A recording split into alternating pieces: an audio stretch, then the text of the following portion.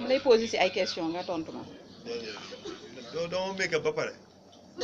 waaw sëñ bi make-up boobu ci professionnel yi la ñun fii ay kii lañ ay amateur lañ. waaw yow yaay kan. Mouhamed John waaw xaw naa la xàmmee Diop ah.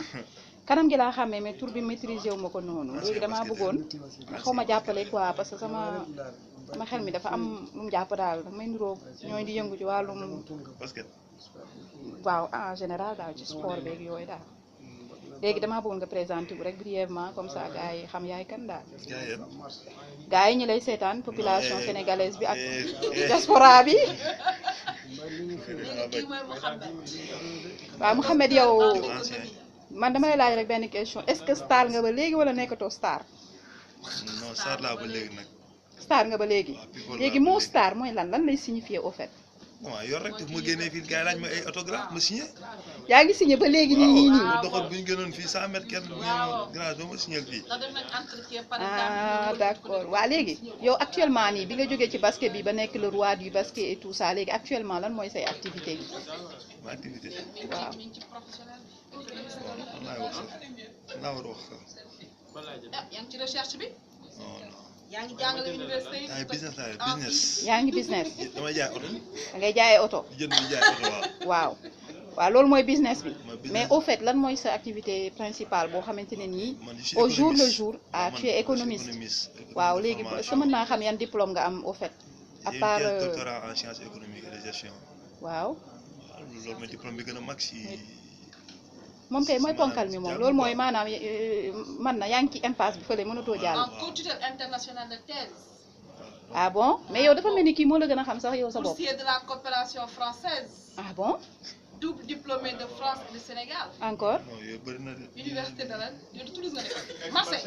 de Marseille en plus université Gaston Berger. en plus. waaw ay ca énumère.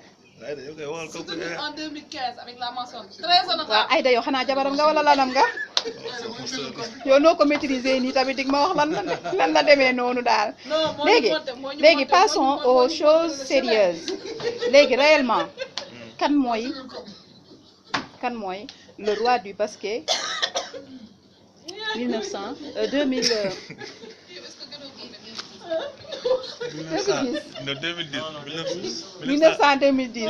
fekk xam nga danga may comprendre sama garab yi laa jëlagul laa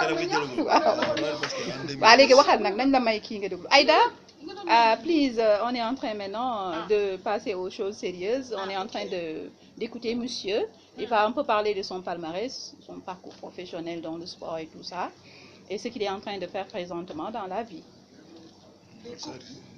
C'est-à-dire présentement, je veux dire, à partir du parcours de sportif jusqu'à maintenant. Oui. En fait, j'ai été roi en 2010. Je suis roi en 2010. C'est là que j'ai en équipe nationale en plus. J'ai en équipe nationale à partir de 2010. 2010. J'ai joué 3 Coupes d'Afrique. 2011, la Coupe d'Afrique en 2011. J'ai joué aussi en 2013 Coupe d'Afrique. 2015 aussi, j'ai une Coupe d'Afrique. Wow. Voilà, j'ai été champion du Sénégal sur le plan basket. Champion du Sénégal, je pense, en 2012. Non, normalement, tu devais être courtisé par les jeunes filles de ta génération. Non,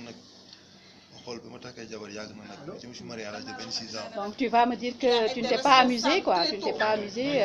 Non, c'est pas parce qu'en fait, la vie d'un sportif est comment dirais-je, c'est pas facile à gérer la vie d'un sportif. C'est pour laquelle je me suis marié à l'âge de 26 ans. À 26 ans? Ah oui? Donc vous avez fait combien d'années de mariage? 10 ans. Hein? 10 ans? Mine de rien. Vous avez des enfants? J'ai 2 enfants. Deux une enfants. Fille et un garçon. J'imagine ils doivent être des futurs sportifs, des sportifs en herbe.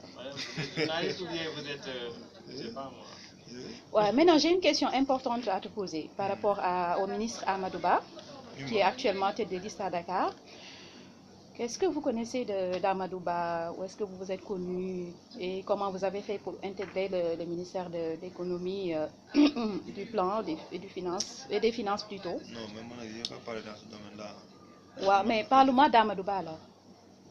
Miss Amadouba, en fait, je ne le connais pas parce que je ne l'ai jamais vu personnellement. Je l'ai jamais vu. Mais je suis en train de je travaille pour lui depuis un an dans le cadre du financement des femmes parce que je signe dans la région de Dakar. Personnellement, je ne l'ai jamais vu. Bon, mais vous avez une impression quand même sur sa personne. C'est un gars qui a en train de faire un travail remarquable. D'abord sur le plan du financement des femmes, c'est ce qu'il a commencé depuis l'année dernière dans les Parcelles Assainies. Et là actuellement, les gens sont en train de travailler dans d'autres zones à Dakar. Et il y a un mois, ils ont aussi une convention nationale avec le Crédit Mutuel pour pouvoir faire le financement sur le plan national. Donc, je pense que c'est une chose importante dans la mesure où c'est un impact économique sur le plan. Surtout sur le plan Sénégal émergent. Voilà, sur le plan Sénégal émergent. Ça a un impact sur le plan économique, ça a un impact sur le plan social aussi. Parce qu'il faut dire que quand on finance des femmes, c'est des femmes qui travaillent le plus souvent dans les marchés, dans les salons de couture, etc. Donc le fait de les aider à avoir des financements et pouvoir payer ça avec des intérêts bas, ceci a un impact positif sur le plan économique et sur le plan social aussi. D'accord. Je pense qu'il est en train de faire un travail extraordinaire. D'accord. Un travail remarquable. D'accord. Alors tout à l'heure, vous m'avez dit que vous ne l'avez pas, c'est-à-dire que vous êtes en train de travailler pour lui, mais vous ne l'avez pas trop côtoyé. Oui. Donc ça revient au dit des gens qui disent que c'est quelqu'un d'effacé. Est-ce que tu le confirmes? Oui, je confirme cela. Est-ce que vous avez entendu des choses sur sa personne, que ce soit négatif ou positif? Qu'est-ce que vous avez retenu sur, je veux dire, les échos que vous avez de lui? Ce que je retiens de lui, c'est un homme qui travaille dans l'ombre. Je pense que c'est la seule chose que je retiens. Parce que ça fait un an, comme je l'ai dit tout à l'heure, que je travaille pour lui, mais je ne l'ai pas rencontré comme ça. Donc ça veut dire que c'est un gars qui travaille. Il travaille dans l'ombre, en fait. Est-ce que c'est pas parce qu'il n'est pas proche de sa population ou bien comment vous pouvez l'expliquer? Non, c'est pas lié à ça. C'est un gars qui veut. Voilà, je pense que c'est pas un politicien en fait. C'est ça le mot en fait. Il n'est pas politicien, il est plutôt technicien. Voilà, c'est pas un politicien, technicien. Voilà, c'est un technicien qui veut faire de la politique. Mais en réalité, c'est pas un politicien de sang. D'habitude, les politiciens de sang d'abord.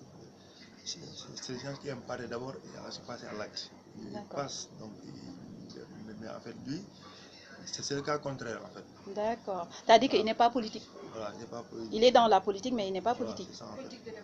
D'accord, donc il fait politique de développement. Donc c'est un peu, je veux dire, c'est un peu détaché de la politique politicienne. Voilà, d'accord. Dans la politique de développement, c'est ça. Et qu'est-ce qui vous a, je veux dire, qu'est-ce qui vous a motivé pour venir le soutenir dans son QG qui est là, qui est composé de braves femmes et de braves hommes, mais qu'est-ce qui vous a réellement motivé, qu'est-ce qui vous a poussé à venir vouloir l'aider, intégrer l'équipe de pilotage de sa campagne? Oui, mais en fait, c'est un projet noble, comme je disais tout à l'heure, ça fait un an qu'on travaille dans le cadre du financement des femmes, dans les Parcelles Assainies, cette région de Dakar. Ceci quand même m'a poussé parce que j'ai vu qu'en fait, c'est pas un politicien, parce qu'en fait, les politiciens, c'est des gens d'habitude qui aiment parler, etc. Mais en fait, lui, c'est un gars du concret, qui aime du concret. Raison pour laquelle moi, en tant qu'économiste, j'ai adhéré à ce programme-là. Parce que il faut le préciser, je n'ai pas adhéré à ce programme-là en tant que politicien, mais en tant qu'économiste. D'accord. Parce que derrière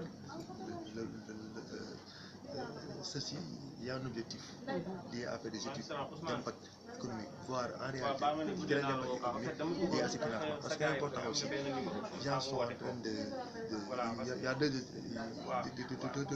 choses en fait. Il y a sur le plan politique, politique de développement. Nous, on s'active dans le plan politique de développement.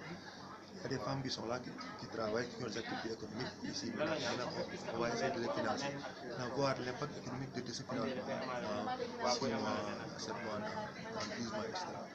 C'est la raison pour laquelle j'ai intégré quand même cette équipe-là. Donc, c'est-à-dire que vous jugez noble ces actions-là qu'il a déjà fait pour ce pays.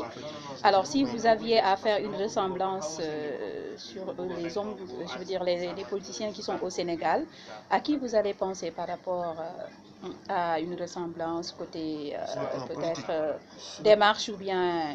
Bon, en fait, moi, je ne maîtrise pas le milieu de la politique, donc c'est la raison pour laquelle je ne veux pas faire de ressemblance parce que je ne veux pas trop m'aventurer sur un terrain dont... Mais vous pensez quand même qu'il va gagner Dakar? Je pense oui, hein. Je pense dans la mesure où si j'ai un fond sur le travail que les gens ont commencé à avoir depuis 1 an, je pense que logiquement, il va pouvoir gagner Dakar. Parce que quand même, il a abattu depuis un certain moment un travail extraordinaire, comme j'ai tout envie de rappeler sur le plan de financement. Je pense que ceci a un impact positif. Ça, les gens ne peuvent pas le nier. Aujourd'hui, vous pouvez aller au Parcelles Assainies, faire des sondages, faire des enquêtes, mais ceci a un impact positif sur le plan économique, sur le plan social, sur le plan infrastructurel aussi. Je pense que j'ai des échos et à cela, le ministre a réalisé des infrastructures aux parcelles dans d'autres quartiers de Dakar. D'accord. Ceci quand même, je pense que... léegi nag kii nag mooy Mouhamed moom lañ doon dalal tey léegi nag da ngay tàggatoo Mouhamed léegi ci tàggatoo bi bu fekkoon am nga conseil booy wax le ministre Amadou Ba yan conseil nga koy wax daal vraiment lu ko mën a jàppale ci politique am pour campagne bi vraiment mu réussir ko ba nga xam ne dina am majorité le jour voilà. waaw mais bon li ma koy wax rek parce que dafa am moom en fait c'est un technocrate mooy koo xam ne si day liggéey maanaam du politique comme politicien ni ñu koy defee loolu la bëgg moo tax jóg nag des fois day baax nit booy def dara lu baax nit ñi mën ko vulgariser ñu mën ko wane gis ne kii ma def nii parce que sénégalais aussi loolu la xam xëy na mu ngi liggéey dans l'ombre mu ngi wax dëgg yàlla depuis presque ay mois mu ngi nekk di liggéey loo xam ne peut être taxul fenn wax ko mais xalaatoo ne jot na nag war na génn war na wax ak population bi war na feeñ nag jot na moom aussi en tant que politicien parce que nit ñi aussi ñoo ko jël teg ko ci kanam waaw ak nit bu la jiitalee aussi da ngay foog nga fësal foog nga wane sa bopp moo wane li nga réalisé nit ñi xam ne am na loo fi def loolu aussi dafa am solo aussi quoi si population mën a xam ne maanaam daal ministre nekk na fi peut être xëy na nekk na fi lu yàgg di liggéey ñu wane ne réalisé na ay am na bëri lu mu def parcelle ak yenn gox yu bëri boo fa demee am moo def lii moo financé lii moo jàppale par exemple ay moom am lu bëri daal lu bëri lu def biir Dakar loo xam ne nit ñi war nañ ko mën a ñu koy waxee mën nañ ko fësal daal waaw. Voilà Mouhamed, donc on est à 1 minute de la fin de l'émission alors le dernier mot Mouhamed. Bon may ñaan mooy comme ministre Amadou Ba dafa dugg si politique tamit aussi ñu jox ko ñu koy waxatee majorité pour mu jiitee liste Dakar ñaan nag peut être yàlla def moom ci ndam parce que aussi inchallah am na loo xam ne aussi man boog sama jëm boog je ne fais pas de la politique j'ai jamais évolué dans le milieu de la politique lu ma xam sport la ak suma jàng actuellement je suis économiste pas politicien mais dama gis ne peut être li muy liggéey nii war naa ci mën a jàpp sur le plan économique d'accord sur le plan sama xam-xam waaw indi sama xam-xam man ak sama nawle yi may liggéeyal indi sama xam-xam pour mën ko jàppale ci loolu noonu loolu de lu rafet la loolu daal man laa gis daal dugguma nag ci détails yenn détails mais man su ma ñëwee tey ji bu jàpp ci parce que xam-xam laa ci indi parce que économiste laa loolu laa jàng loolu laa xam su ma si jàpp aussi si plan boobu laa mën a kon nag am ministre Amadou Ba yaa ngi déglu Seydina Mouhamed dégg nga propos yu mu avancé léegi am na conseil nag yu mu la fi bàyyil xam naa boo déggee vidéo bi rek comme d'habitude rek ñu appliqué rek nekkaat ci terrain bi jublu ci liggéey bi waaw kon nag ñu ngi lay remercier den jox dig daje ci beneen rubrique émission dox daje ak les stars et les anciens stars waaw parce que nee na moom ba léegi star la quoi kon nag les présents stars et les anciens stars waaw xam nga man rek waaw léegi nag ki leen ko doon présenté mooy soxna Maam Jaara ñu gën koo xam ci turu Ndeye Khar Faye waaw xale dérangé xale bëri feem waaw kon nag ba beneen yoon incha allah ci beneen feem